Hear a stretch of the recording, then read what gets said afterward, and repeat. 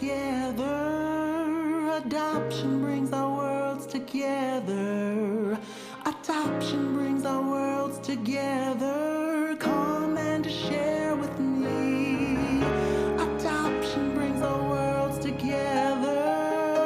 Adoption brings our worlds together. Adoption brings our worlds together. Come and share with me. Share with me.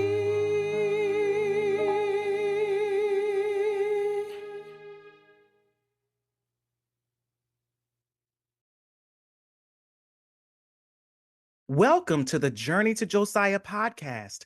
I'm your host, David D. Marshall, founder and CEO of Journey to Josiah Incorporated.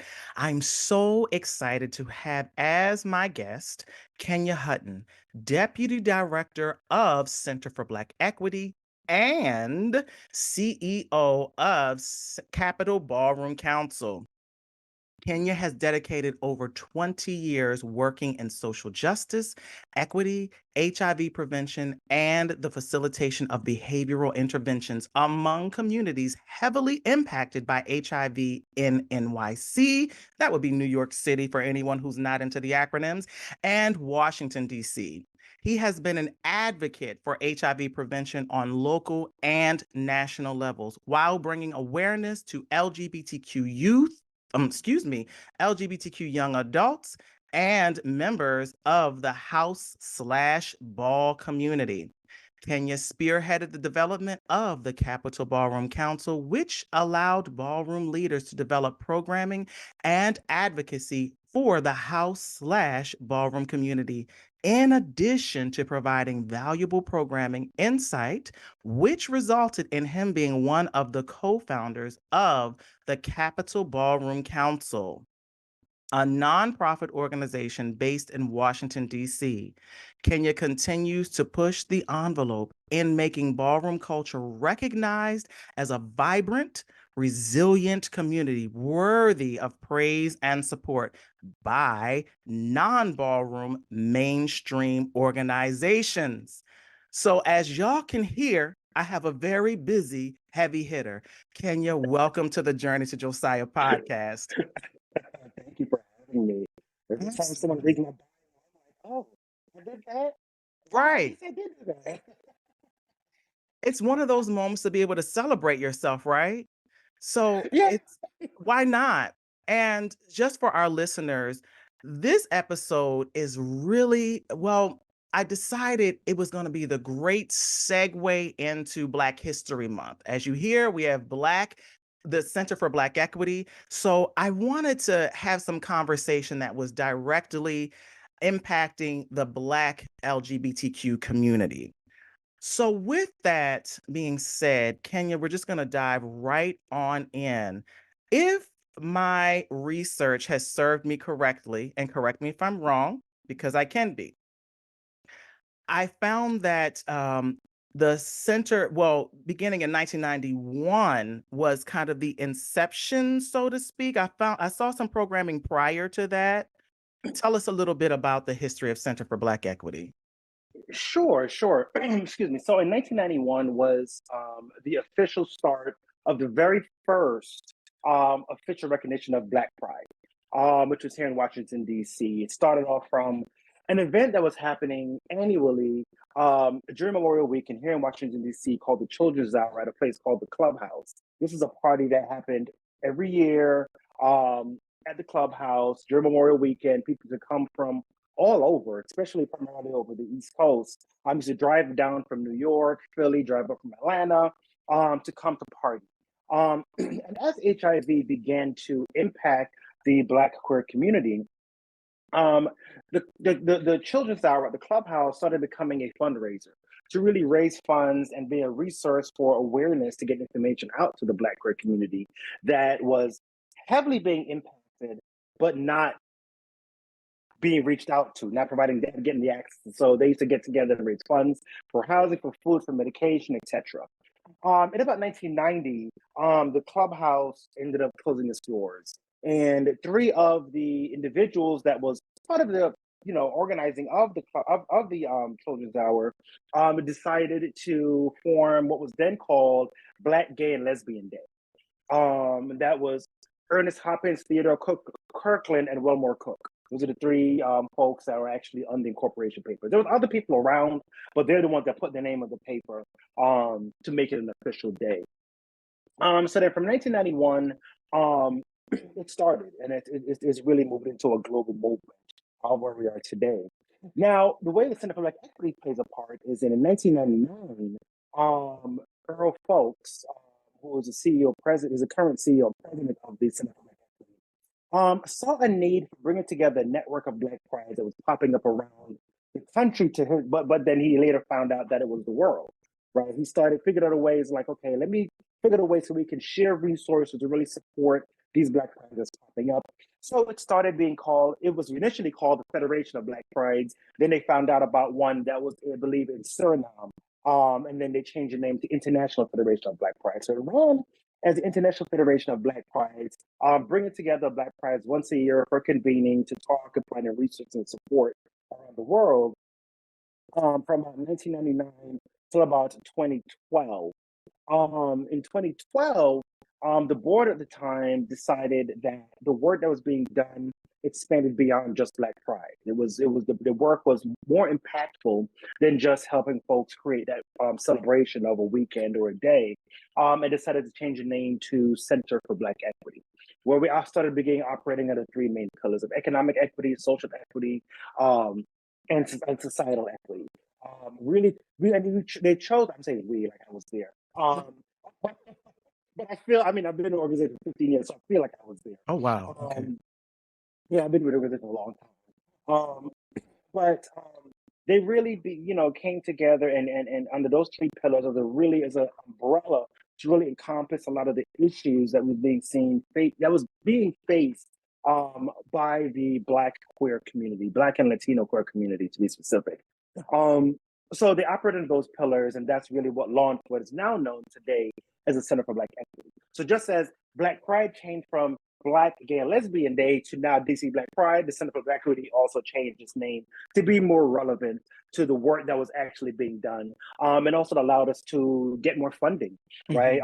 Especially back in early 2000s, late 90s. A lot of these major companies weren't really funding prides, and there still is a thought process, I'll say today, about why is there a Black Pride? Why don't we just have one Pride celebration, right? So that's why they decided to change the name from International Federation of Black Prides to Center for Black Equity, not only to represent the work we're doing, but also open us up to additional funding. Because if we went under those three pillars, we could get funding, even though those three pillars are part of the reasons why we have Black Pride, right? So it's just a little like being smart and intentional about the way we position the organization. Here I go again. How the organization was positioned to receive funding and do more impactful work. And I'm kind of long-winded, so shut me up when you're ready. So moving on from 2012, here we are now. As a Center for Black Equity, this is our 25th year in existence. And it's great. I love it. So that's how the Center for Black Equity came to pass. So we hear it's all encompassing. So I want to go back and kind of dig into some of the other terms that you used just for everyone's understanding. So we Yeah. have the overarching theme, if you will, I guess, in terms of starting Center for Black Equity was with Black Pride. Am I correct? Correct. So tell us a little bit about what Black Pride is. So we know about Pride in general. What are the similarities? What is that? Tell us about that. Sure. So, Black Pride, or what I sometimes call identity pride, Hmm.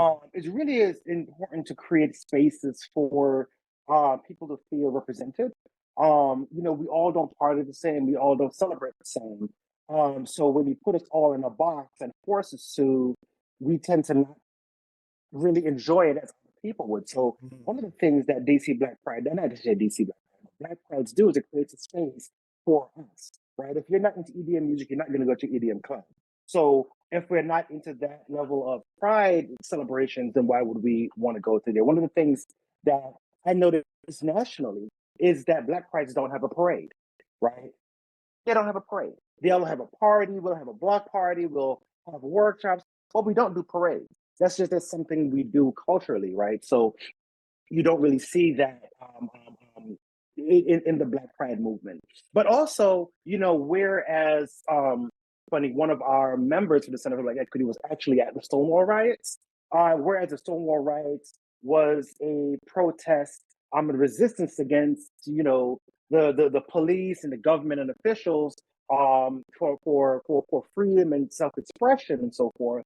Um, Black Pride started very differently. It started as a way for us to raise funds for our community, right? So one of the things that, in DC, and we encourage a lot of the prides that we work with to always make sure there's an education component, there's a healthcare component, which you don't typically see in mainstream prides, right? Mainstream prides is come, party, get in the float, dance. I was going to say twerk, but some people can't twerk. So they twinkle, they can't twerk. That's a new one, twinkle. All right. Maybe that's what I would do because I've never tried to twerk. I'm sure it would be tragic, so I probably twinkle. I've tried to twerk, and my fiance says I do a reverse twerk. Like it just does not, it just does not come out properly. In my mind, I'm eating it. Outside, not so much. But mainstream pride is a lot more about partying, celebrating, and the parade, which is supposed to be representative of the march that happened in New York. Um, Black Pride is something very different. Black Pride is more of a cultural experience, it's more of a family reunion. Um, it is a fundraiser, it is a space where a lot of folks today still come to Pride to get information. We're in 2024 now, and that's last year. I had people come up to me saying this is their first Black Pride they've ever attended. They're still in the closet back home. There is no Black queer community home. So Black Pride gives you a space when, we're especially from our brothers and sisters, our nibblings in the South, in some of these rural areas, don't have an outlet to really be expressed, be themselves around people that look like them, love like them, party like them, breathe like them, do everything like them.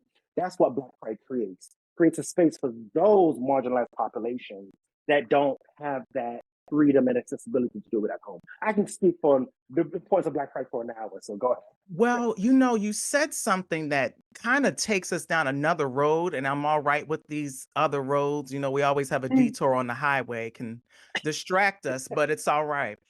So you said something very prolific there in terms of the Black community and not being out.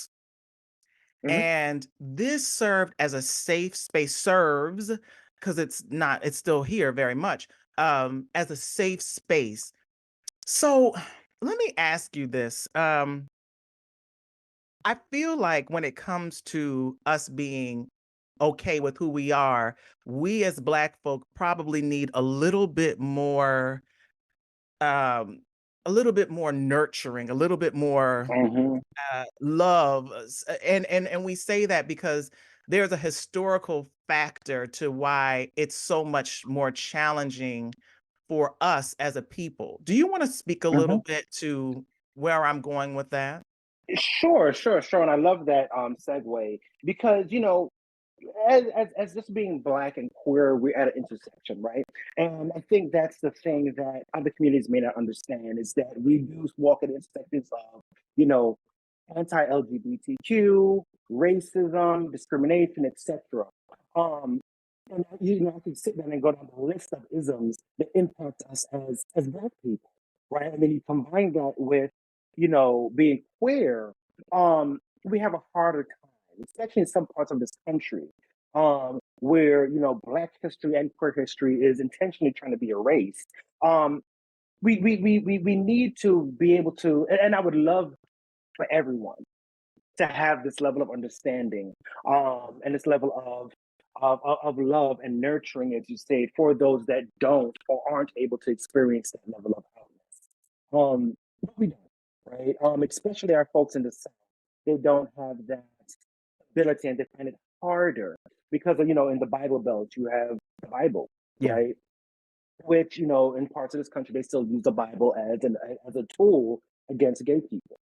In 2024, it still Yeah. happens, right? First of all, I can't imagine I keep on saying 2024. I was like, where did the year What go? happened? What happened, right? But you have that. Then you have the historical systematic isms that's placed on top of us. It's really difficult for some of our folks. And I think for a lot of folks, especially those in the northern part of the country, don't understand what it's like for that, young queer person in Selma, Alabama, right? They don't understand what it's like for that young queer person down in the deep South, where, a trip to the local clinic to get checked out or to ask for PrEP risk you potential of being exposed to not only your family but your church and entire community. We'd have to think about that, and this is why Black Prides are important. Because we create a space where that little gay child, that little queer child, can get in a bus and come to a space and spend 2 or 3 days around people where they don't have to worry about that, right? Nobody knows your name. They can come and no one's gonna say, "Oh, what's wrong with you? Are you Mhm. gay? Why do you do like that? Why do you dress like that? Why do you do that?" That doesn't happen in our spaces. In our spaces, it comes and be like, "Oh, come on, baby, here you go. Let's go." This is where we find more of the nurturing spaces in our Black prides. This is one of the reasons Black prides are important. It creates a space for those people that aren't exposed, and life hasn't provided them the opportunity to really walk in their truth. Black pride helps them walk in their truth. I have one of our most prominent, reliable volunteers that we have at DC Black Pride. Grown man, has children. I think two of the kids have graduated high school. Um, it was right before the pandemic, like 2 years before the pandemic. He came to his first Black Pride, and he turned around and said, he's never been to a Black Pride, and the feeling of family filled him up so much that he went back home and came out, right? Because he was so empowered by what he experienced at DC Black Pride that year. He came home, he went back home and came out to his entire family because he just wanted to continue. Like, that's where he got his strength from. So, and this is a grown man, right? I think he's in his 40s now. Experiencing them his day and age. Imagine that 25, 30-year-old in the deeper South Mhm. that, that means that if they get to come to a Black Pride, right? Imagine the strength and empowerment that it has for them. I'm from New York, and even growing up in New York City, there was a time that I felt like I was the only one, Mhm. right? And everyone thinks New York City is like the mecca of everything. It's not. New York City has issues, right? But I definitely, I'm also Caribbean, right? So I definitely remember there was a time where I was just like, I'm the only one. I remember praying about it. I remember doing all those things. And I'm in New York City, Yeah. right?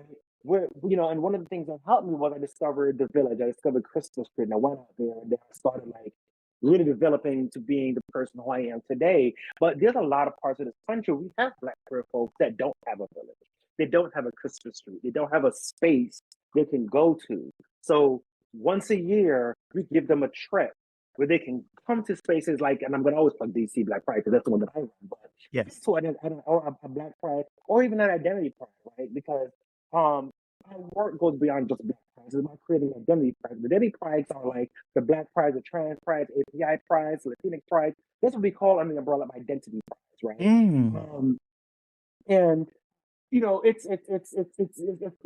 giving that person an opportunity to once a year get away and be free at an identity pride is so impactful. It's so impactful that a lot of people don't realize that because they've experienced it. And again, I'm coming from New York City as a Caribbean family, which is a whole dynamic in itself. But then one of the things that also allowed me to do was to experience what it's like in other cultures, in other spaces, because we went to Jamaica very often, and I was able to see how gay folk was treated. Hmm. Right. I traveled the country at a very early age. So I was able to see what it's like. Like I remember going to some city before they even had a sidewalk. Right. I remember going to Atlanta before it even had a sidewalk. type sidewalks. Like so imagine. So it takes me back into a space where I'm like, what would it be like being gay living here? What would it be like, to live in the experience? And my work has exposed me to other parts of the country as well. Like I work very closely with the folks over in Nigeria for Lagos. I work with some folks in the Caribbean, all over the Caribbean, Guyana, Grenada, Jamaica.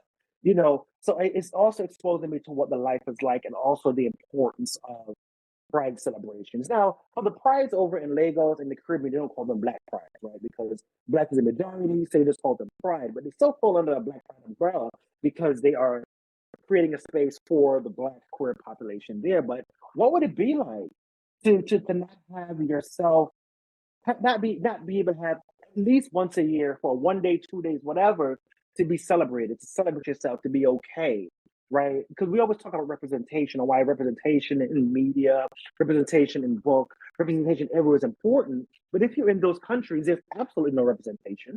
But what it is it's a character, it's a comic relief.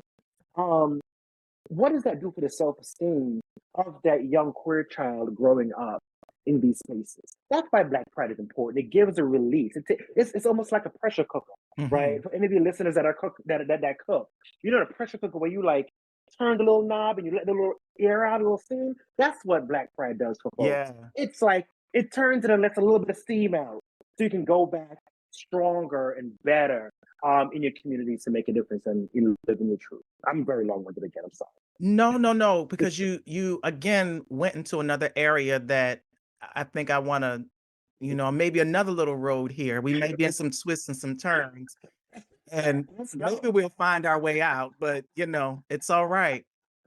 You went to something very, very specific, and you dealt specifically with culture. Yes. Again, so we're talking about Black, but then within that, there are different cultures. The Jamaican culture is different from the Black Yes. culture, right? And Yeah. so with that, it seems like it might compound some things even more. So Mhm. what you said was, yes, I live in New York, which everyone, and for me, I've not really had the opportunity to talk about this anywhere, Lord help me, but that New York was my place where I was able to come out, because I Mhm. joke with people and I'm like, you get in the train and somebody's getting in there with a tutu and they ain't a bit of a ballerina and no No, one's looking. No one no one paid cares. no attention. But I was sneaking my phone out, taking and sending pictures. Look what just got in this train. There was a clown that would always be on 161st Street. I lived in the Bronx, and and I'm like, you're not handing out candy. There's no balloons. Why are you dressed like? But nobody cared. This is the norm. This clown just walks around like a literal one walks around here. Okay, fine. So for me, New York was that safe space where I could be whoever I wanted to be because no one cared. But what you're saying is so much more. It lends itself to another kind of thought process, if you will, and saying that yes, I lived in New York, a place where people think you're free to be, but I'm also Jamaican. Mhm. And commonly what I learned up there is it is very communal. So living in the Bronx, uh, I was with Puerto Ricans and Dominicans, and there was a section Yeah. for Jamaican. It was very interesting how these Yes. boroughs are broken up.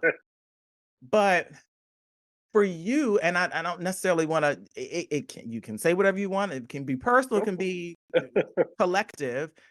Um, what what was that for you? Because again, you said I'm Jamaican.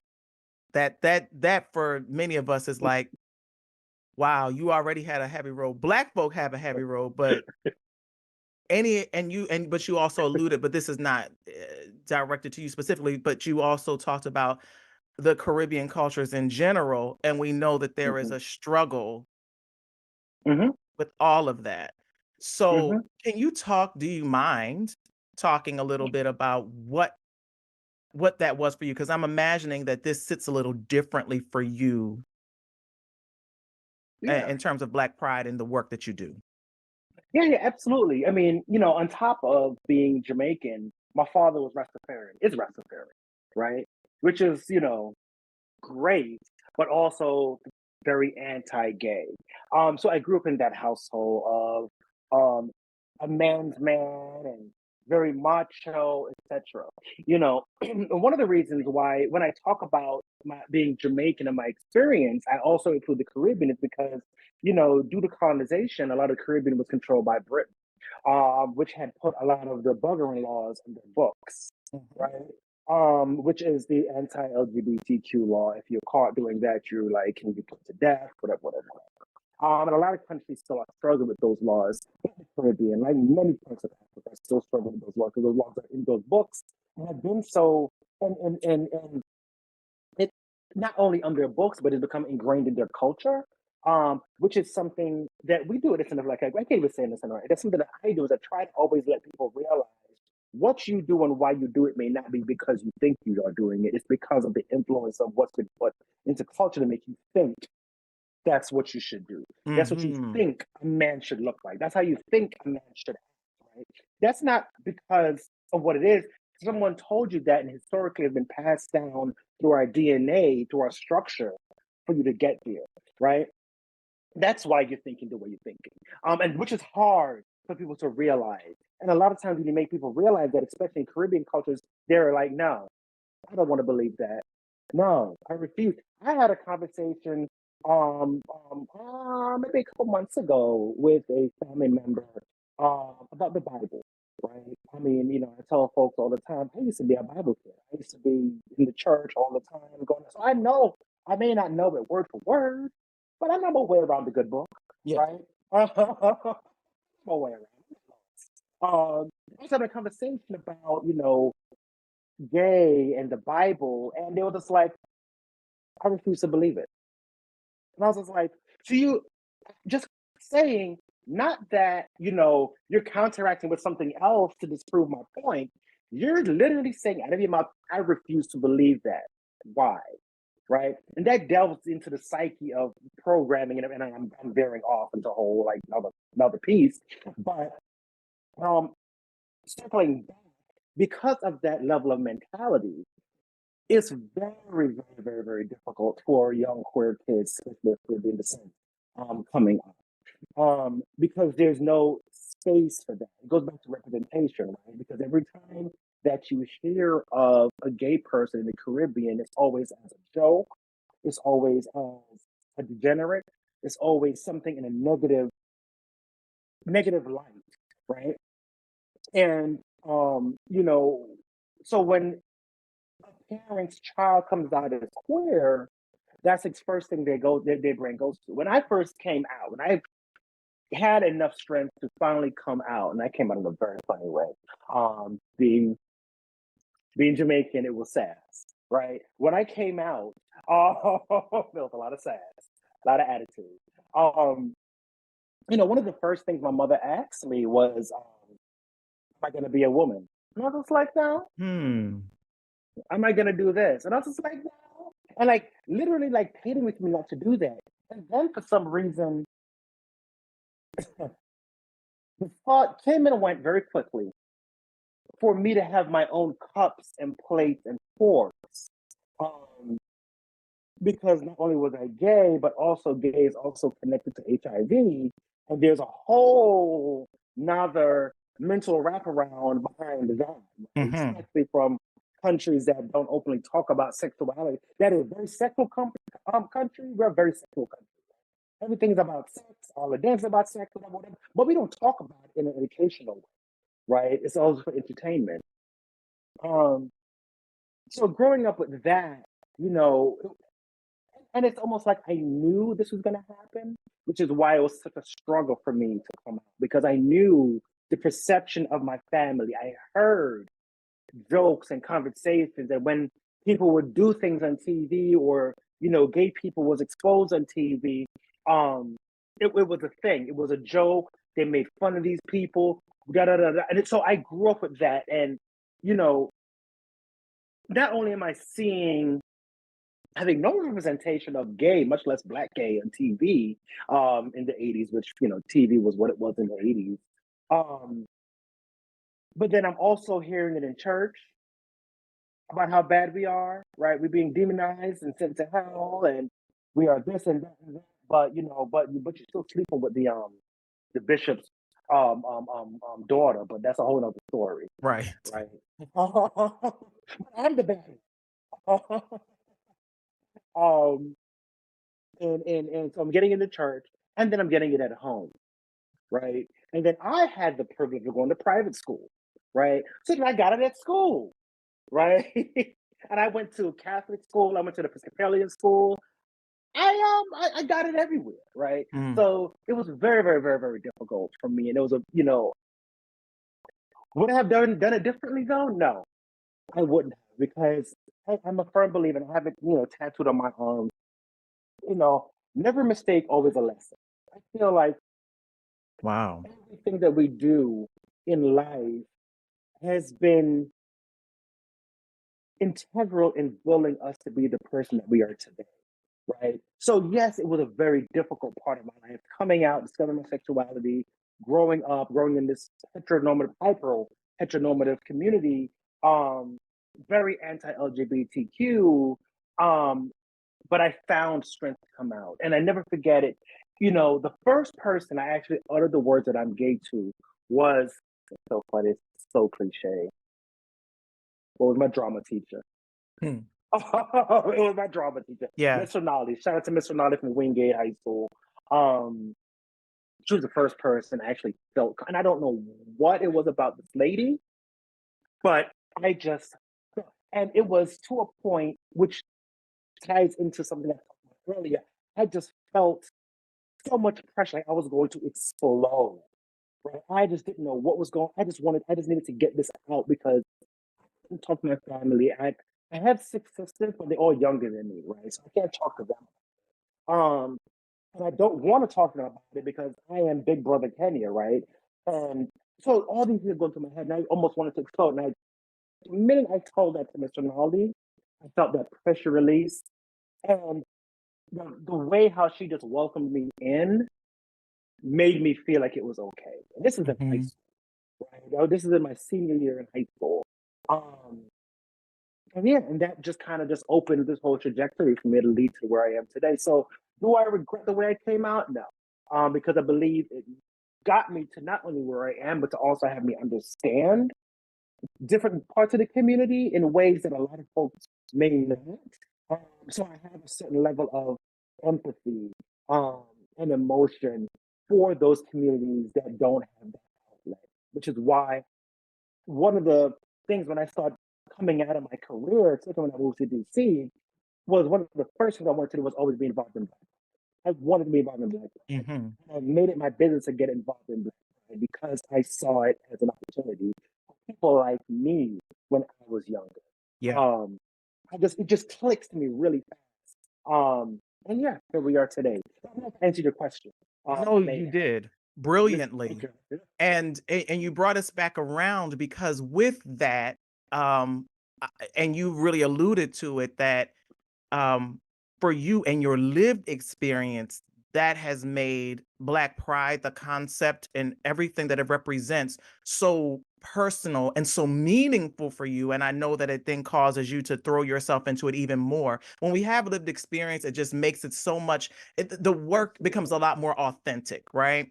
Absolutely. That's how Absolutely. laws change in DC because ain't nobody gonna worry about mental health until one of these congressmen, senators, or somebody either has a breakdown themselves or somebody has a breakdown.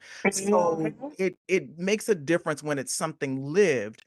And so what you said though, in contrast to pride in general, is that we come away with something. So even Yeah. in you alluding to the gentleman who was able to come home and come out, he came home feeling empowered. And so there is a perception, and let me say this as an openly gay man, I've had the perception. So I never take myself out of the category. And I always like people to know that, look, we ain't, not everybody's around We here just because they're in a community thinking the same way. Okay. right. So Very I true. have not, let me just say this. I ain't been to Black Pride, and I was at the first Pride in general 2 years ago. And I remember I said to this, she is Josiah. Her name is Chanel. She is one of Josiah's godmothers. She's like, I want you to have a Journey to Josiah booth set up there. And I was like, what? I said, are the people going to have on their clothes? In my mind, I thought there was just sex happening, debauchery everywhere you look. And I was like, this is for family. And I've never been like, I just, I was the clutch the pearls.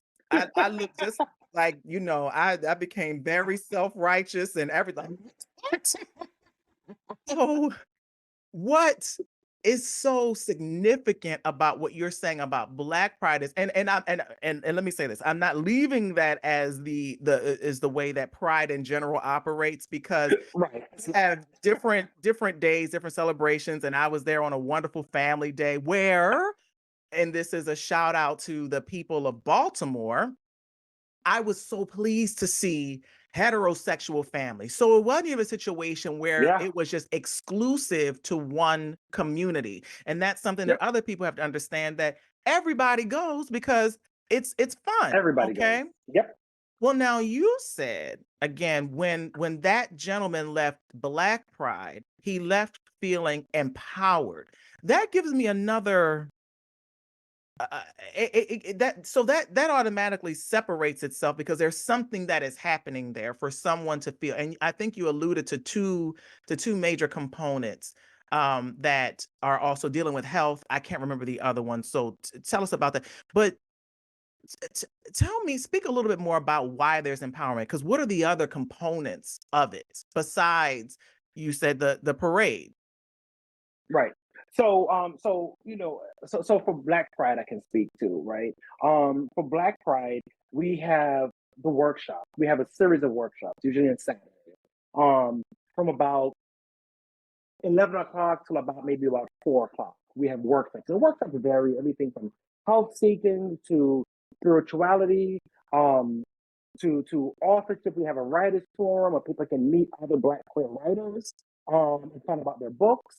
We have a vendor expo, which is specifically targeted communities that support the Black queer community, right? So you can't be coming in here just because you want to make $1. You have to be a vendor that is either part of the community or gives back to the community in some way. Mhm. And we really want to expose and uplift those organizations for our population. We have things like the poetry slam where we bring we open it up to poets from the DMV area to come and compete. And it's been some of the best poetry I've ever heard, where they come and compete. We really give folks platforms to really excel and to be themselves um, openly on the biggest stage we can possibly get. Once in a while we do, and this comes and goes, we do a health and wellness festival where you can come and you can get checked out for all kinds of like things, right? You can receive all kinds of healthcare services as well as again see singers, writers, dancers, etc. come and perform for you. It really just gives you almost like it creates a bubble, a little world that you're able to step into where Black excellence is uplifted and is constant, right, throughout the entire time, unapologetically. And something you said earlier is that even though we call it Black Friday, it's open to everybody. Anybody can come to a Black Friday, right? Um, White, Asian, Spanish, everybody's welcome to Black Friday. We've had a lot of folks come to Black Pride. I know. I have a story. There's a story we have about one of our poetry slams. There was this little old white lady, actually, an older lady. Very auntie. She your listeners know exactly what I'm saying when I say auntie vibes. You know Yep. exactly what Yep, I got you. auntie vibes, right? Came on sitting in the front row of the poetry slam. And these poets are very unapologetic, talking about their struggles, talking about intimacy, just talking. And this lady sat there the entire time. And then at the end of it, she came up to the team and was just like, I now understand my adopted Black gay son better. Because she didn't understand what was going on with him. So from her coming to that poetry slam at a whim, and she wasn't there for Black Pride. We were sharing the hotel with a church group, and she was there with the church group. and just happened to stumble into the poetry slam and walked away understanding her Black adopted child better.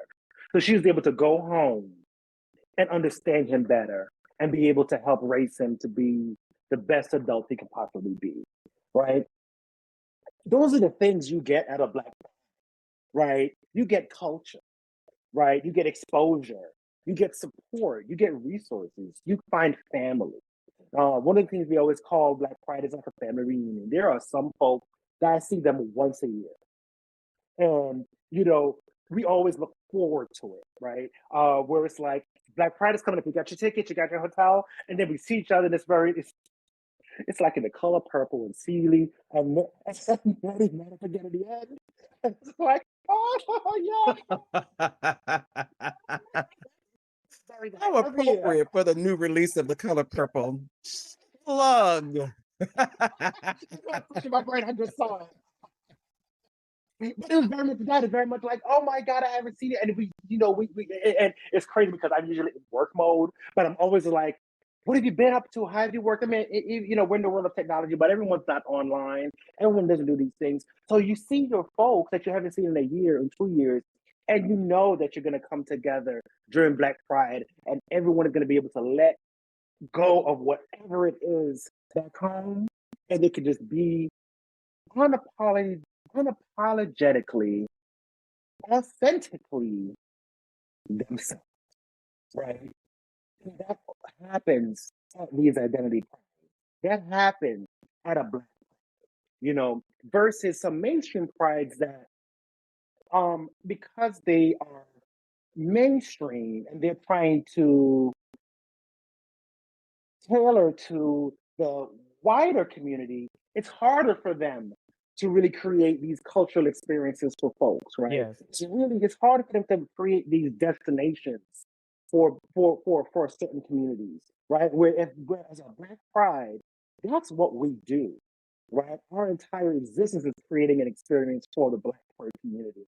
So we're able to create that where you can't, it's a lot harder. I don't want to ever say can't because anything is possible, but it's a lot harder to get that cultural experience at a mainstream pride that you'll get at a Black Pride, where you can literally walk away with something. When I go to mainstream prides, I come back with corns on my feet and bad knees and my back hurt because I'm tired. I need to like hydrate and sleep for like 3 days.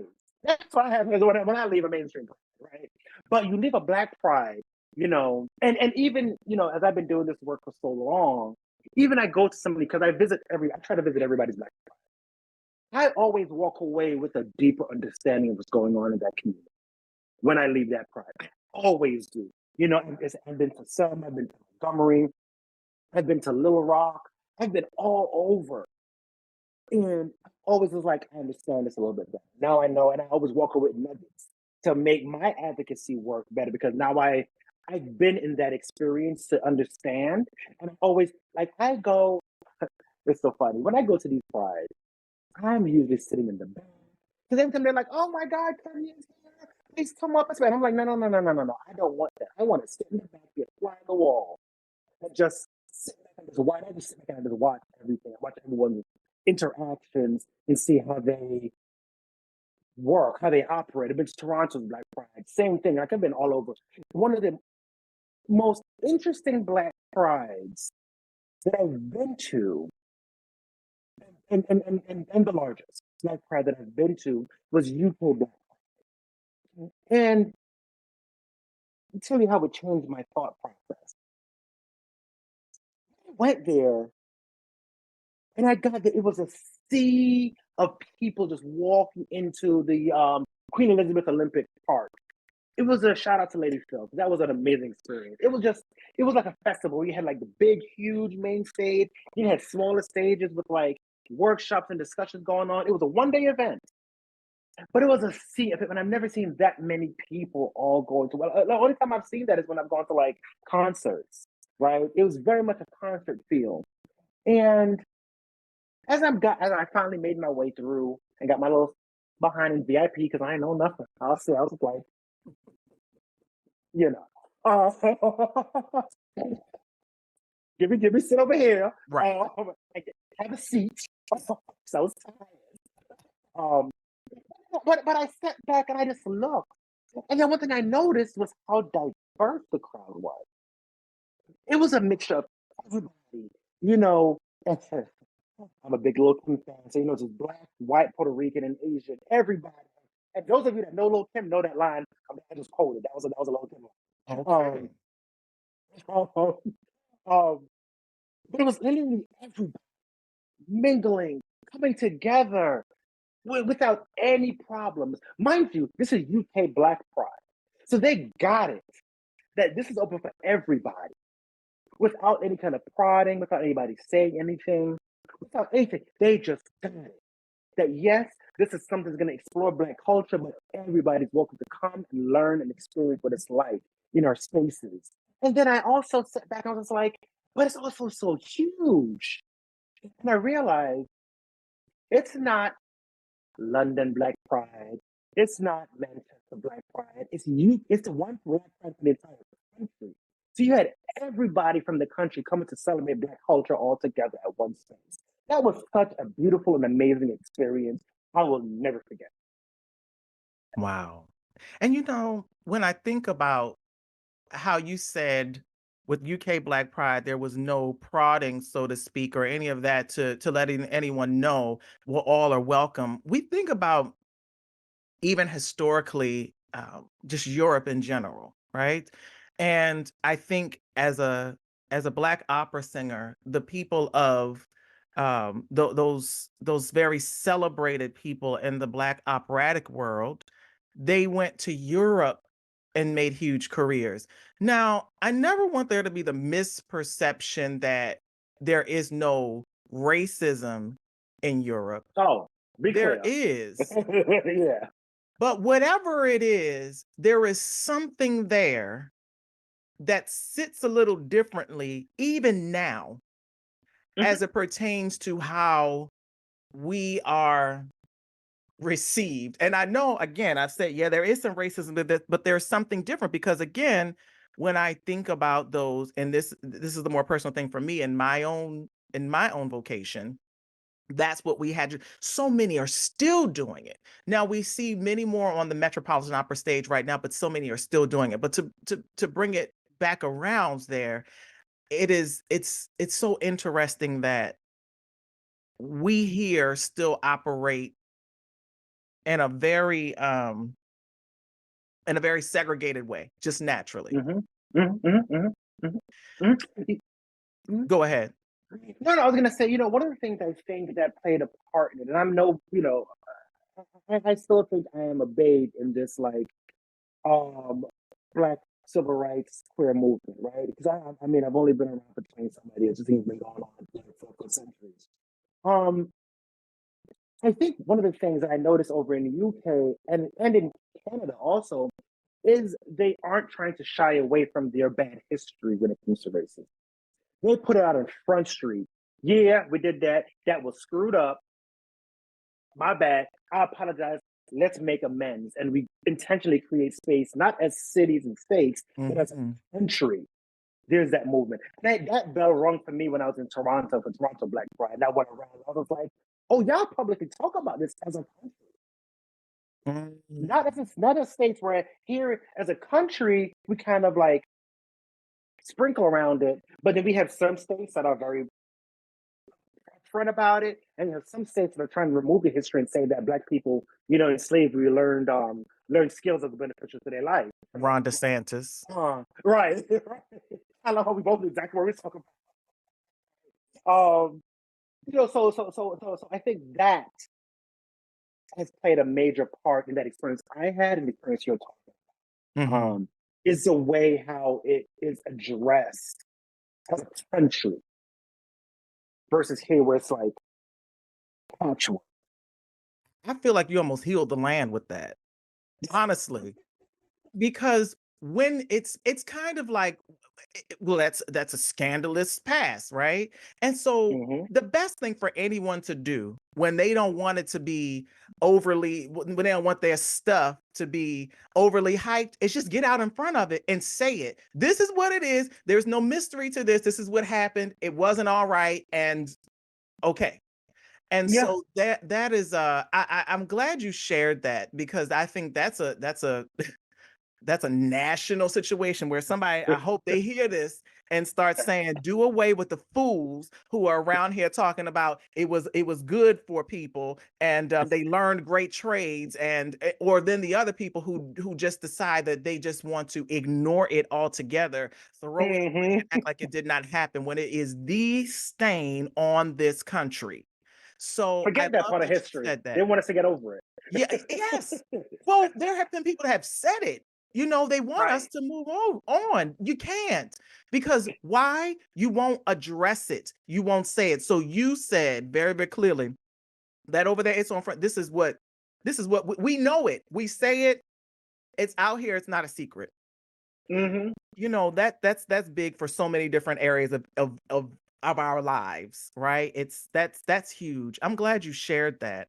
Um and kind of, 'cause I want to segue into Capital Ballroom Council in just a second. I want to, if you will. So first, I will say this. In listening to this, I do know that I will be at Black Pride. When does that happen? Tell us this, because I don't know. DC Black Pride and Memorial Weekend Memorial here in Weekend. Washington, DC. Black Okay. Pride in Baltimore is in October. All right. So I'm going to be showing up at somebody's, because no matter what, and I feel, and that's why I love what this is representing. No matter where you are in your walk, you're going to come away with something, and to tear down that perception of, this is debauchery at its in blackness, Mm, mm. Come on now. um and to be able to speak to what you're coming away with, and the safe space for those of us who are afraid, because there's literal fear to walk in our truths. Hmm. This is why we hear all this craziness in terms of all these other figures who will remain nameless here, but you were afraid. So then you went around back doors and created a bigger problem for yourself. So Hmm. I love what I'm hearing in terms of Black Pride under the auspice of Center for Black Equity. And in looking at the three principles that you all operate under, you said economic equity, social equity, health equity. Now, I don't know if there's some way that you can kind of wrap those in together, but each of them in their own way, the reason why I'm surmising that Center for Black Equity addresses these is that not only as Black folk are we struggling in areas of economic equity, social equity, and health equity, but then the other. So we're other, and Hmm. we got two others on us. So then there's the other issue of being a member of the LGBTQ community. I know I just threw a lot out there. W- Um, Tell us a bit about how what is the difference? Why is this so important? Why is this, what are these principles like, just kind of bring it all in. I might have just confused you more in the way I put it out, but I maybe you'll fix I got you. it. I got you. I got you. No, no, we're good. I think well, I can't. One of the things is we figured that by addressing those three pillars, you know, we can really it can trickle down and benefit and affect some of the other inequities that we experience as Black folk in this country, right? If you give me, if I can get equity financially, get equity socially, I can get equity in education. I can get equity. So it's almost like it all ties in. And one of the things I think a lot of folks try to do is they try to come out and solve all the world's problems all at one time. And you can't, right? So starting off with these three main core principles doesn't mean we don't work on everything else. But these are the three that we're going to focus on to really create equity for our community. And I think one of the things that's important to also acknowledge is the difference between equity and equality. right? Yes. And that's where folks don't realize there's a difference in the word, right? Mm-hmm. It sounds similar, but there's a major difference. Yes. Equality is giving everybody the same thing all at the same time. But if I'm already 500 years, 400 years behind, you're giving me the same thing. It's not helping me. You're just making the person that's already ahead go further ahead, and you're just bringing me up, but I'm still 400 years behind that person. Yes. Equity is bringing us all up to the same place. You know, I might need a little bit extra, right? And you who already had this privilege for 400 years, you don't need as much, right? So I'm going to cut you down. It's not going to take away from you. That's the other Mm-hmm. part too. People think when you talk about equity, it's taking away from someone. No, I'm not taking away your fortunes. I'm not taking away nothing from you. You're going to still enjoy your life the way it is, but I'm going to give a little bit extra to this group over here so they can catch up and enjoy the same life you have, which is also something people are afraid of. They're afraid of everybody being on the same playing field because then who can they control if we're all on the same level playing field? But that's a whole other podcast. Mm-hmm. Um, but so those are the things that we do and believe in at the Center for Like Equity is creating equitable spaces for us so that we can be on the same page as healthcare. Like it's a shame that in 2024 we are still seeing, you know, discrepancies in the way Black folks are being treated in the medical facilities. Right? It's a shame that we still have a high, you know, death rate or how deadly it is for a Black woman to have a child versus a white woman in America. Okay, I'm not going to say certain states in America as a whole, right? It's still a shame that we have to do that. It's a shame that in the 2000s a study came out that a portion of doctors still believe that Black folks didn't need as much painkillers as, you know, other communities. And this is the 2000s, right? Yes. Where we have a Black president. We're fine. Racism don't exist, but you still have medical doctors that have this preconceived notion. So that's why we're trying to create equity so we can get our people to be able to live healthy lives. Because of the way society has been set up, we've been forced to have the most unhealthy foods of everybody, right? You have more food deserts in, you know, poor, low income communities and other communities that have like a Whole Foods in every corner or Trader Joe's in every other corner, right? Our communities don't have that. We got to go to, you know, the shop mart. We have to go to, you know, the corner store. We have to figure out how we can like do these things or grow it ourselves. We also don't want, you know, a lot of us don't live in spaces where we have full ground to grow fruits and vegetables. So we got to get what we can get where we can get it, right? So we put in a place to not start off. So we already have health issues, right? Let's get us to a place where our health issues can be addressed, where we can get rid of some of these food deserts. And get us all to be able to one have access to healthy, clean, healthy, non-antibiotic, non-chemically induced colored foods like everyone else does, right? That's one step, right? And then the other step is let's get folks to be able to get treated equally when we go to the doctor. We all pay taxes. Listen, they ain't taking less of my taxes because I'm Black. Um, There's equity but there, right? baby, they got you there with equity, right? But then why, when I go for services, I can't get as much as the other person, right? I'm paying the same amount of taxes as that other person. Why? So under the health equity, the same thing on financial equity. Again, we have historically haven't been taught how to balance checkbooks, right? We have to teach ourselves how to do that. Where you have some communities that have generational wealth, they started off on a good path and they were able to teach their kids so that their kids teach their kids how to like invest, how to balance checkbooks, how to do this, how to do that. We weren't taught that. Don't forget, they didn't even want us to know how to read, much less balance a checkbook. Right. So we already are, again, we're starting off at a deficit.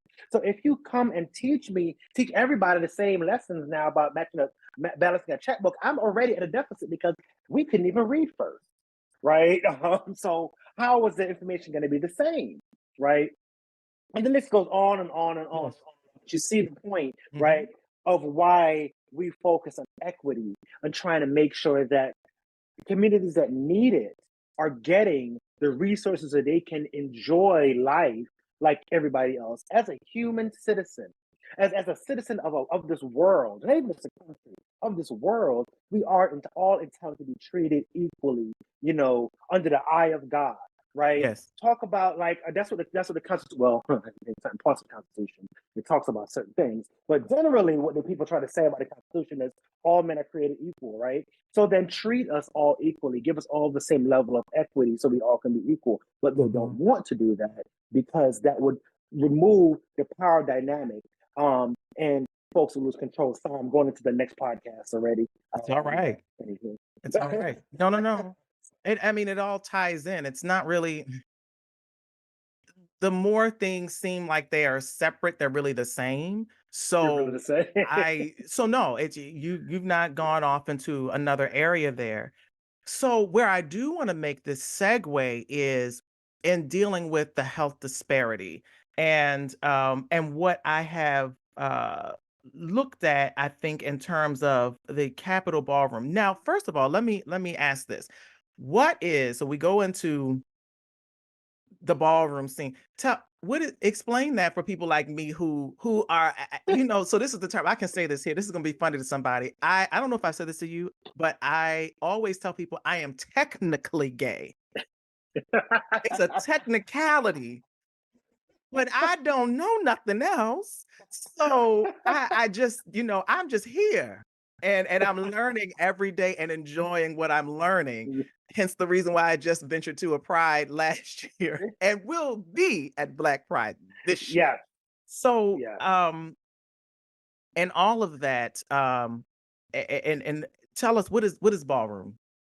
Sure. So ballroom was a space, I don't know how to use the term, that was created by trans women of color. It's a space that, there's so many layers to ballroom. Let me go back and give you a brief 30-second history of ballroom. So we have gone back and found spaces and writings of some prolific artists, prolific writers, where they mention ballroom, right?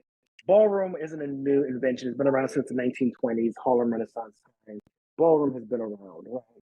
Um, and then if there's an old movie called Queen, where it was about a drag competition, drag pageant, um, that there is an infamous scene where someone by the name of Crystal LaBeija and Lottie LaBeija, they weren't LaBeija, it was Crystal and Lottie, was going off on someone because she got tired of losing to the lighter skinned people, right?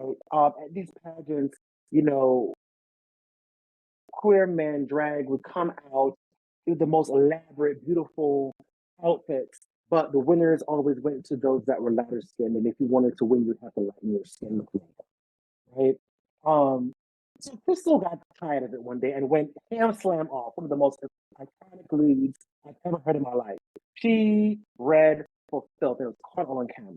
And that moment is what started what we know as the ballroom today. So Crystal and Lottie branched off and created the ballroom scene, which was just a space for Black queer folks to be able to come and compete. Especially in the 70s and 80s, it was a space, it was a safe haven for gay folks of color to come to, right? Because we've talked about all the equities and everything and how, the Black queer community is, has struggled for acceptance and relevance and presence and representation. But especially in the 70s, 80s, that wasn't happening, right? We barely had a proud president to say the words AIDS on the news when it was killing half the country. But that's all I'm Mhm. sorry. Right. So the ballroom scene was created by Crystal LaBeija, and then it grew, right, as all good things do. It grew into a community where folks began to create these things called houses. And the houses were led by typically a mother and a father, a female figure and a male figure. And these houses really became spaces that folks that was being kicked out of their homes for being gay, kicked out of their homes for being trans, they were on the streets, right? They criticize us for being in the streets, but then you put us out in the streets. How that work, right? So ballroom created a space where folks, especially young kids that were being put out of their homes, gave them a familial structure. That they were able to like come to someone's house. They had a bed they could sleep in. They had food. They had someone that made sure they got up and got dressed and went to school every day. That when they was finished school, they got a job. Really made sure. So these people took on parental roles, which is why they call them mother and father. Um, Outside of that, we also compete, right? Because when you come in a society where you are ostracized and demonized and told you're not worth anything, what better way to boost your self-esteem is to go and compete in something and being unapologetically yourself, right? So into the panel of other people from the community, it's usually an odd number, 3, 5, 7, 9, whatever, 11. Um, Child, I've seen judges panels up to like 21 people, which is a whole nother conversation. Were you able to come and judge and be unapologetically yourself, right? If you are a trans person, you didn't have to come and hide being a trans person. We all knew you were trans. Yeah. We celebrated you being that way, right? If you came, you were extremely feminine and you danced like a butterfly, right? This is opportunity to come and perform and be celebrated in that and judged by your peers, but it gives you an opportunity to like hear your name over the loudspeaker, to hear the audience chanting and clapping your name. What you walk away with when you compete and you win that trophy, you win that for a couple of dollars, is something that you don't get outside, especially back then. You wasn't getting that out in society. So we created these spaces for folks, for the Black queer community to get together and to be celebrated. Is really in a nutshell the heart of ballroom. Now it's gone mainstream. We on TV, we on FX. Well, for years we had Pose, we on Viceland, we was on HBO. You can find ballroom everywhere. And the other part about ballroom, which I'm happy that now is coming, is that ballroom has been so influential historically on pop culture, right? I remember going to ball and Jean Paul Gaultier being there and taking inspiration from what he saw the girls wearing from like runway and certain categories and it being on somebody on his runway in Paris the following season, right? We've been around, it was someone from Ballroom, Willie Ninja, that taught Naomi Campbell how to walk, right? It was like, so Ballroom has been around forever and has been in the background of pop culture. Some of the main things that we know in pop culture, Ballroom has been behind. Ballroom behind the stylists, dressing, hair, makeup, models. We've been there, right? But because of the world we were in, you kept it a secret. And only exposed our ballroomness in these spaces that was deemed safe. Now it's a different story. Now everybody wants to the ball, which is great, and I love that. But that in a nutshell is ballroom. This is a great space, high competition, deeply rooted in culture, deeply rooted in a culture of struggle. I'm also deeply rooted in a culture of celebration. And celebrating who you are authentically, who you are, how you are. We want you to be the best you can be. We have categories like realness, which you get celebrated for being an illusionist, right? You're celebrated for being a cis male, but when you put on that wig or the body, whatever you do, you get celebrated for being able to transition and blend into mainstream society, right? And if you're trans, you get celebrated for that as well. If you're a dancer, you get celebrated for that. If you can walk like a model, you get celebrated for that. You get these spaces where you can get celebrated for who you are. I recently got deemed legendary in ballroom. I used to walk balls. I don't anymore.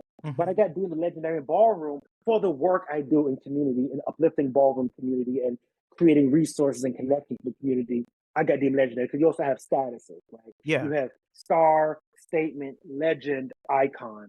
So I've moved up to like a status where the ballroom scene publicly, globally has acknowledged the work that I've done for the community, which was a huge honor. Everyone thought that I was already legendary, and I was just like, no, I never got the plaque because I didn't give you a plaque. Back in the day, it was just the community call said it was. Now it's a plaque, and I was like, I want my plaque, so I got a plaque.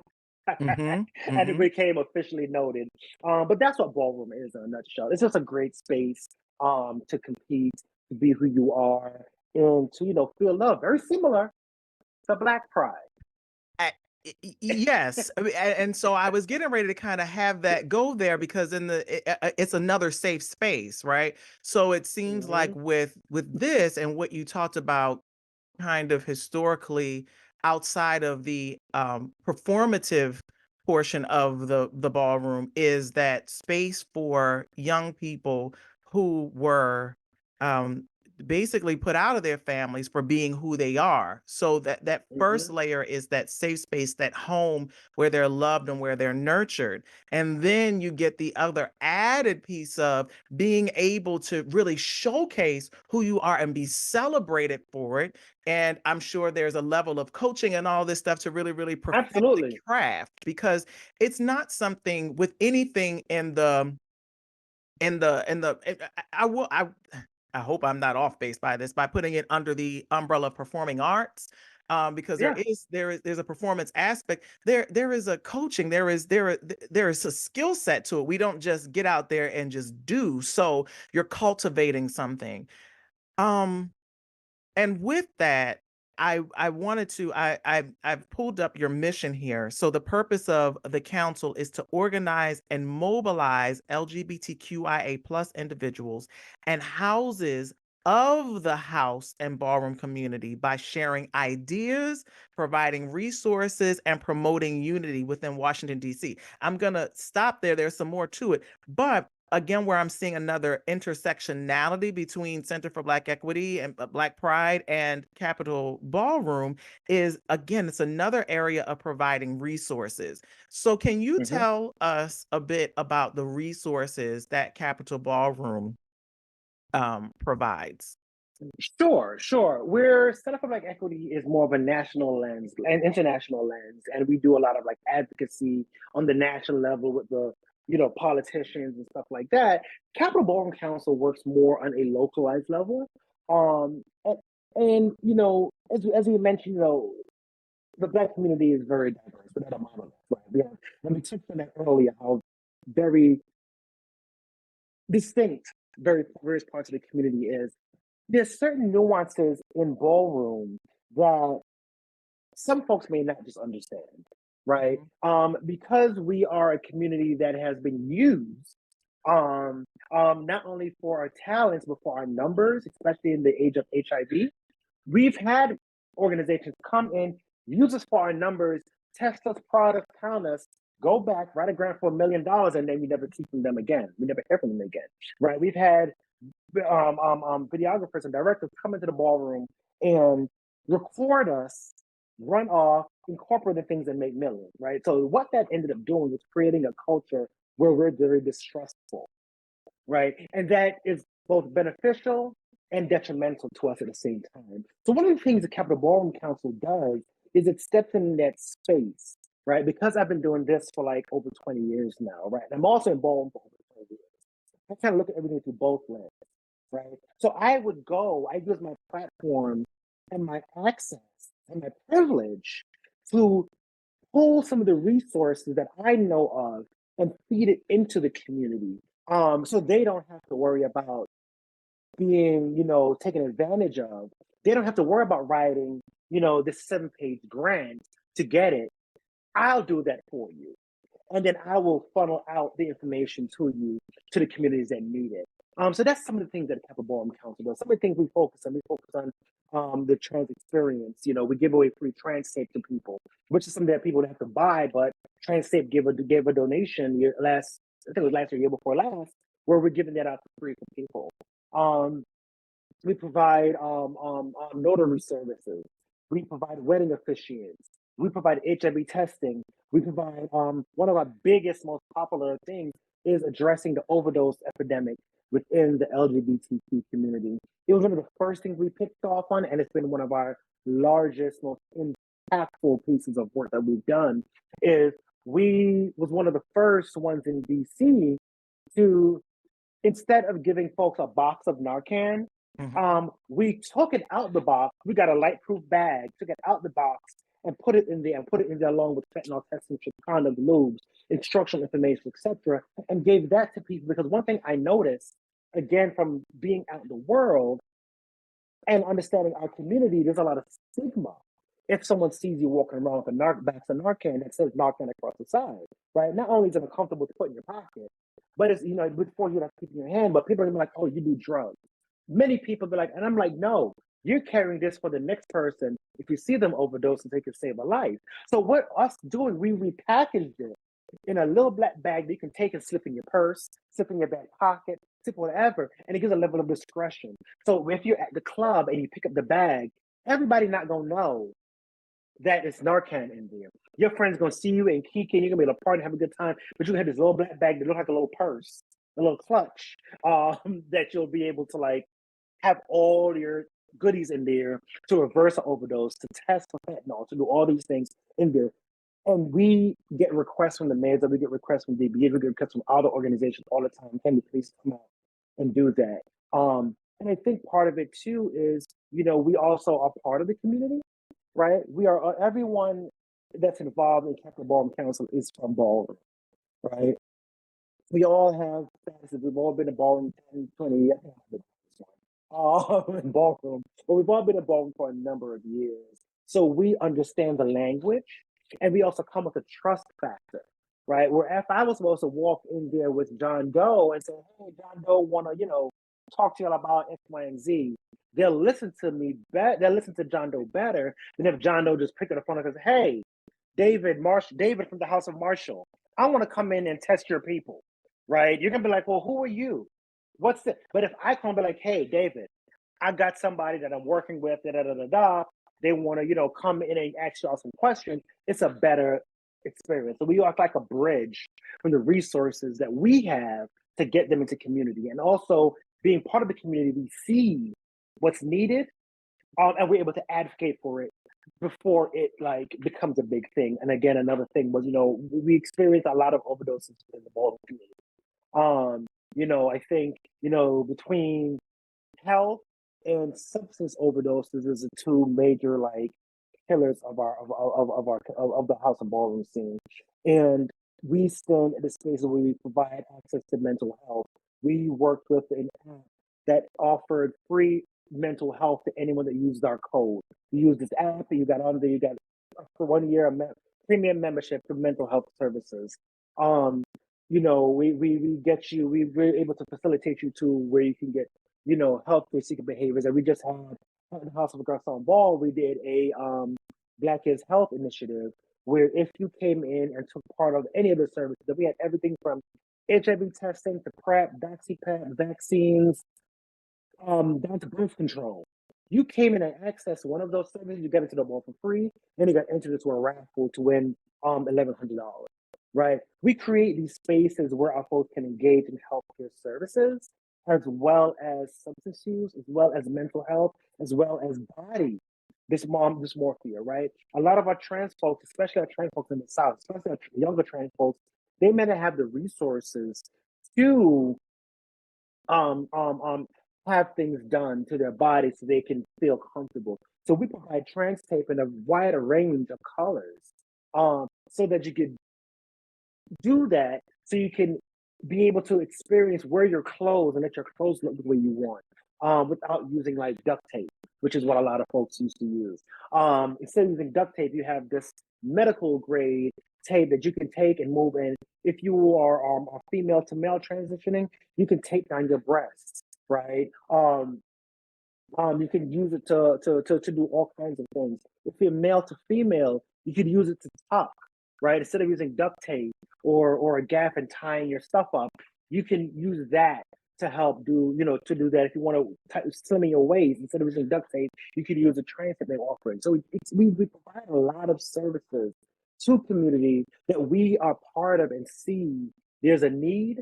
We go out into our bigger pot and pull in those resources for the folks. So this is snapshot what we do and advocate for our community, as well as go out in education, right? We do ballroom one-on-ones all the time, where we go and talk about, educate folks on the history of ballroom in a more detailed way than I did in my little spiel earlier, where we talk about ballroom.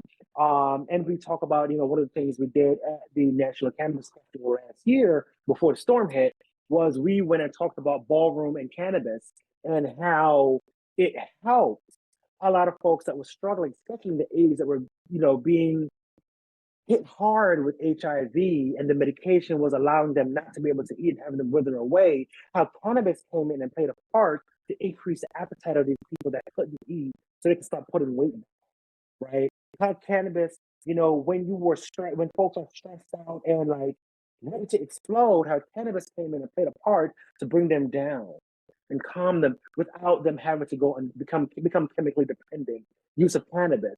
And we talk about that in the aspects of ballroom. So these are some of the discussions we can really try to educate the world that ballroom is more than just runway and voguing. It's a whole culture, it's a whole community, it's a whole experience. And that's some of the things that the Capital Ballroom Council does more on a local level, which instead of like actually doesn't do. We talk about the general black experience, but the Capital Ballroom Council has a ballroom experience within the black community. Layers. I mean, amazing layers. I have something to ask in that. So you said that there is testing paraphernalia. I can't think of the term that I want to use for that Um, mhm. within the kit that you are supplying. You know what is so I did not know that one could test for various drugs, specifically fentanyl, and that's the hot button issue right now in terms of Yep. the amounts of young people in general who are Hmm. overdosing on this. So, um, why is that not not that I'm the be all and end all of anything concerning the drug epidemic here. But I've never heard of this as, and this is not to make a safe space for people to continue to funnel in this lethal drug, but I think I'm a little lost as to why that's not something that is known or more widely used. I don't Can you help me with that? Yeah, yeah, yeah. So yes, fentanyl testing strips. Well, one fentanyl testing strips are not free. Um, we just got to where Narcan is a drug that you can use to overdose. I mean, to reverse an overdose if someone's overdosed and to allow them to breathe again. We just got those to be free maybe like 2 years ago, and just last year we got FDA approval that you can get it without a prescription. Anybody can carry it, whatever. Testing strips is a newer side of that. Where you can test these drugs for fentanyl. And we have over nationally about 90% of the overdoses involve fentanyl, right? So you would think we want to push that more, but we have some communities, especially those in Congress, that believe things like Narcan and testing for fentanyl, which is really just going the harm reduction route, not encouraging folks, but the harm reduction route is encouraging folks to use um, drugs. Very similar to why they didn't want to give condoms out in high school. Well, that's going to stop me from having sex. I'm just going to do what I want to do regardless, right? But remember, there was that notion of like, if you give them condoms, it's going to encourage folks to have sex. If Yes. you have sex education as a class, it'll encourage folks to have sex. It's the same, if I give you the sex strip, then I'm encouraging you to use a drug. No, you're not. People are going to use drugs whether you tell them to or not, right? No matter how secretive you make it, people are going to do it. No matter how Absolutely. restrictive we make it, people are going to do it. So if you're going to do it, my philosophy is I want you to do it safer, right? So we tell you don't use alone. Taste your drink before you use it. If you're going to use it, have someone with you that'll have the Narcan so they can, so we give you these tips. If you're going to use it, use safer. But the reason why it's not popular, the fentanyl testing chip, is because of administration and those preconceived, antiquated thought processes around harm reduction. A lot of people still don't believe in harm reduction. There's a lot of people that have been in recovery that don't believe in harm reduction because for them, cold turkey works. And I applaud that. And I applaud that a lot. I know a lot of people that, did things cold turkey. I myself had a bout with chemical substances and cold turkey worked for me. But that don't work for everybody. So for Mhm. everybody, we encourage folks to go the harm reduction route. So we provide those test strips, in DC. We actually, now we're getting them for free, but before they were free, we used to buy them out of our money, right? To make sure, because I thought those were important. It was important to put in that package. Yes, giving out Narcan is great. It is great. But how about I give you a tool that is literally like, I wish I had one right next to me. It's literally like a thin piece of paper, Mhm. right? That you can use so you don't have to use Narcan. Mhm. Why go that road, which is more expensive than the little strips? right? The strips retail is about $1 per strip. The Narcan kits are more expensive. Why did I give you something that could prevent you from potentially having an overdose? I'm gonna give you both. I'm gonna think to test before, and I'm gonna give you something that if it does happen, it happens. But I want you to at least be able to test it so you can make an educated decision whether you want to use a drug or not. You can use it and you can see, oh, it comes up positive for fentanyl. All right, I'm gonna still do it though. Maybe just use a little bit less. Maybe just don't use it at all. Maybe say, all right, I'm gonna do this, but let me call my good Judy, David to come over here, and I could do it, and David could watch me in case I have an overdose. It gives you that power to do it. It's the same thing about PrEP, right? We have some states that didn't want to give people PrEP because they thought it was going to cause people to go out and have more sex. No, it's not. Yeah. No, it's not. It's harm reduction. It's prevention. So that's in a nutshell why you don't see more fentanyl testing stuff being distributed. But we are fighting, we are pushing, both at a national and local level to make those things more accessible. And DC is one of those places that has definitely been listening. You can get Narcan in any pharmacy in any of the wards free of charge. It made it very easy for organizations to be distribution sites. And through Department of Behavioral Health, you can get hundreds of fentanyl testing strips free of charge. We have the vending machines out here now where you can just go to the vending machine and you don't pay for anything. You put in the vending machine, you press a button, and Narcan will drop out the bottom of the box. DC has definitely been that. And as we've been advocating and targeting about the overdoses within the LGBTQ community here in DC, there's been an intentional, actionable effort from the Mayor's Office of LGBT Affairs to increase access to these tools within the LGBTQ spaces here in DC. So I can speak to DC because that's where I do most of my work. We have definitely been very much on the forefront of making sure and understanding the importance of these tools can reduce it. Some places other countries have, what they call, safe consumption sites, right? Which I think is a brilliant idea. They've had them for years over in England and Canada. I think they have one that they're piloting in Philadelphia, but it's a place, right, that you can go to and use your drugs without fear. One other thing DC did was DC decriminalized having drug equipment on you, right? So if you have it on you, you won't get arrested, right? So this is a space where you can come to use your drugs. And not only do they have fentanyl testing strips, not only do they have Narcan, but they have medical professionals, nurses, and doctors on staff, right? That's there monitoring you. You're not using it in a dark corner, right? So if you're using needles, somebody can come and get clean needles. If you're gonna smoke your crack pipe, we'll give you a clean tool so you don't risk yourself of getting hepatitis from sharing a pipe. And if you do use, there's someone that's watching you to make sure you don't experience an overdose. And if you do, they do the necessary steps to revive you to save your life. I'm thinking I want that everywhere, because people use drugs everywhere, right? It's all about saving a life. But that also goes into what our officials, the value our officials put on the human lives, right? They don't think they're worth saving, so why would we put these in spaces where we can save those lives, right? And that goes into other types of lives as well. But why would they do that? So those of us in the forefront of advocating for these spaces and these tools to be readily accessible, not just here in DC, but nationally, I think anybody should be able to walk in the corner store and get it free of charge, right? Just have them because you never know. I remember when I saw the first person having an overdose and what how scary that was. And it was a medical doctor that I knew was experiencing overdose on a variety of substances he was on at the time. And, it's terrifying. Thankfully, he survived. But I also know plenty of people that didn't survive. I know plenty of people that drugs took them out.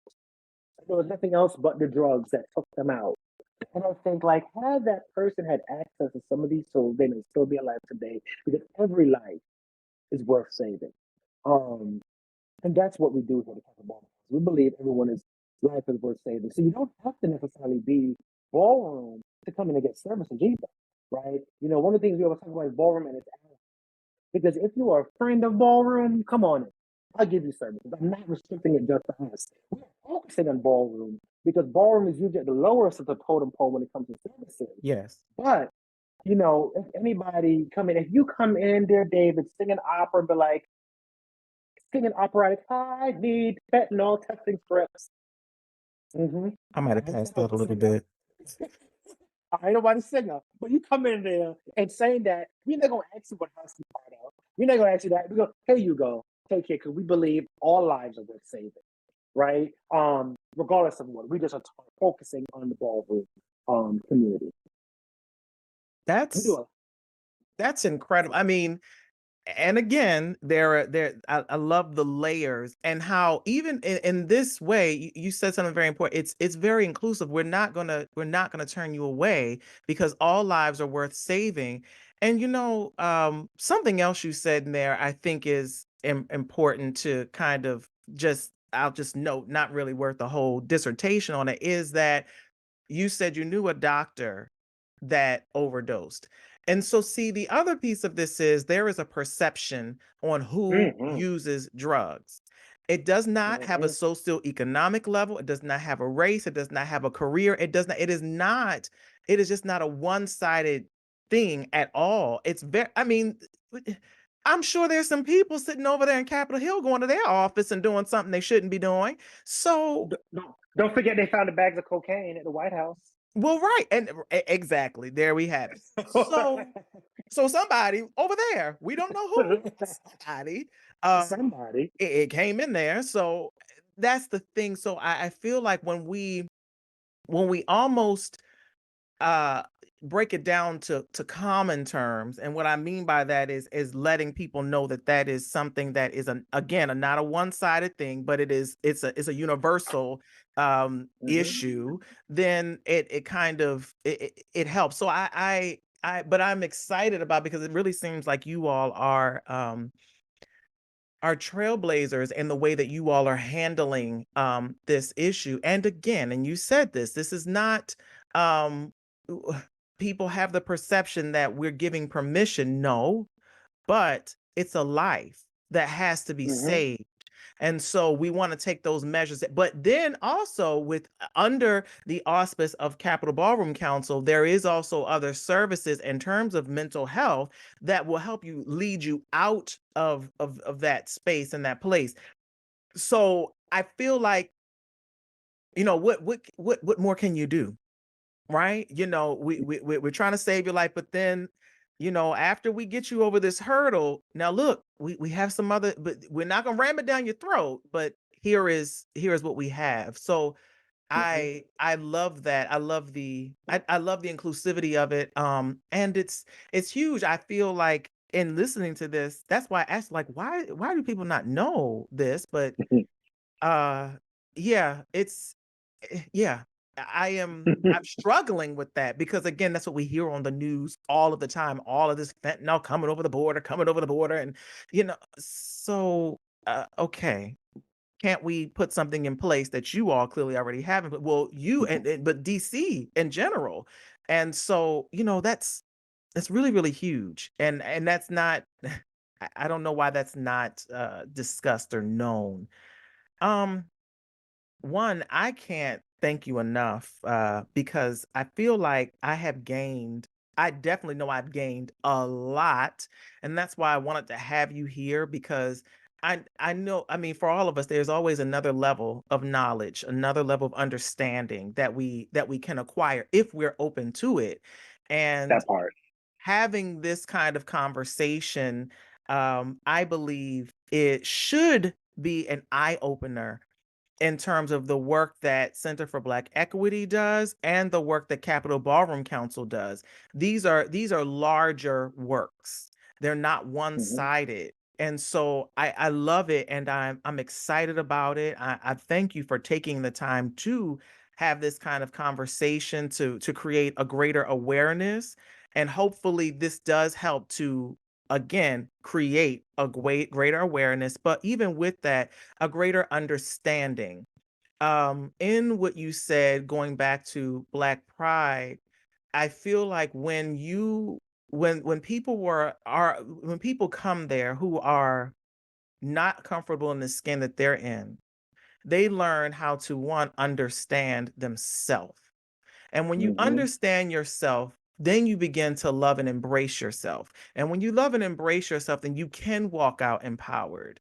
And Mm-hmm. so I love that in both of these spaces, I believe, I mean, there's not a different, I mean, there's a national, there's a local, but in both, you are able to come in and learn more about you, be who you are, leave Mm-hmm. empowered, and be able to walk proud. And when you're able to do that, and kind of going back to what you said in terms of um some of the young people, or not young people, again, I'm going to mess up my own statement, but those who are struggling in areas of substance abuse, sometimes that is associated with any individual who is not okay with something in their life.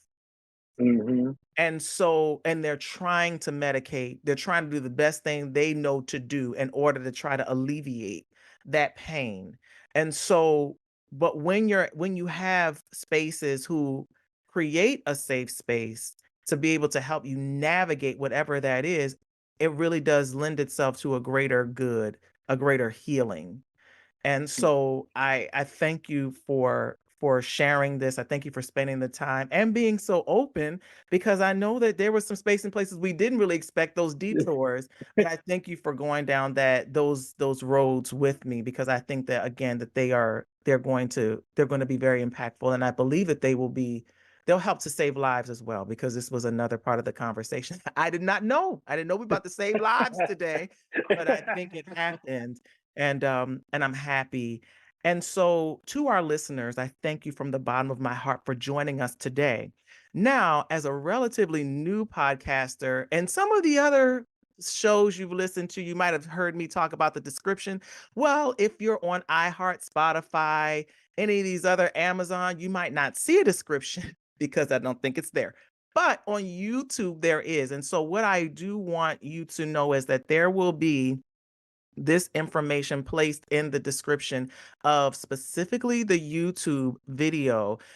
If you are looking to be able to participate, support, come on in and join, I'm going to make sure those links are there, because this is something that you all need to be able to know you have open access to. So I'll make sure it's there. If there's any other way, if you're listening and you want to be connected, you can always email me and I'm happy to connect you to Kenya. So that's the other option. So no matter where you go, you can find my information. You can email me and I can connect you straight over to Kenya.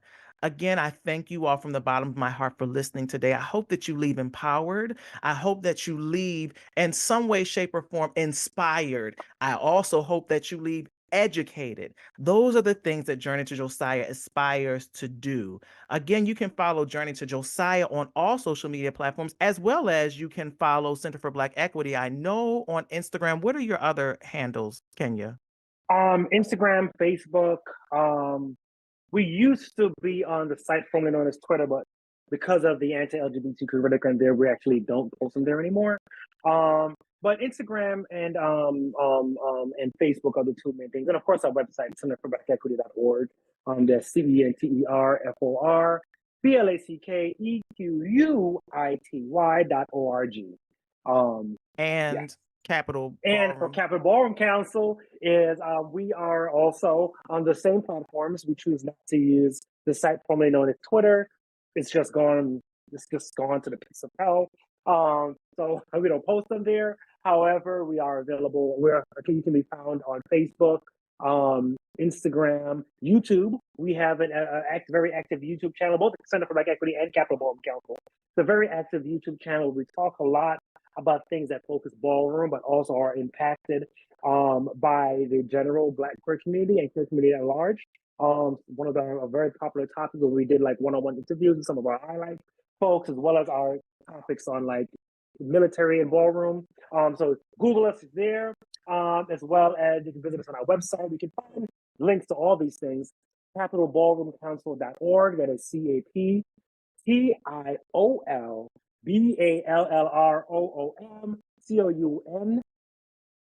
CIL. Had a little brain freeze. I was like, wait a minute, I spell council. Look, don't ask me. I didn't win the spelling bee. Thank you for that. And also for our listeners, you should know that Kenya he'll be dipping in and out of here a few times because we're going to have some other kinds of conversations. We're going to be diving into some things. So that was the other thing I wanted to bring Kenya. I wanted to give you who Kenya is, all of his other work, so that when you hear Kenya back on here again in the not so distant future, then you know why he's here and who he is, just not the random Yes. that I found outside. So there we go. Again, thank you all for listening. And as it is my custom, always remember that adoption changes lives and brings worlds together. I'll talk to you next Friday, same time, same place. Talk to you real soon. Bye. Bye, everyone. Family, family, bringing our worlds together. Family, family, bringing our worlds together.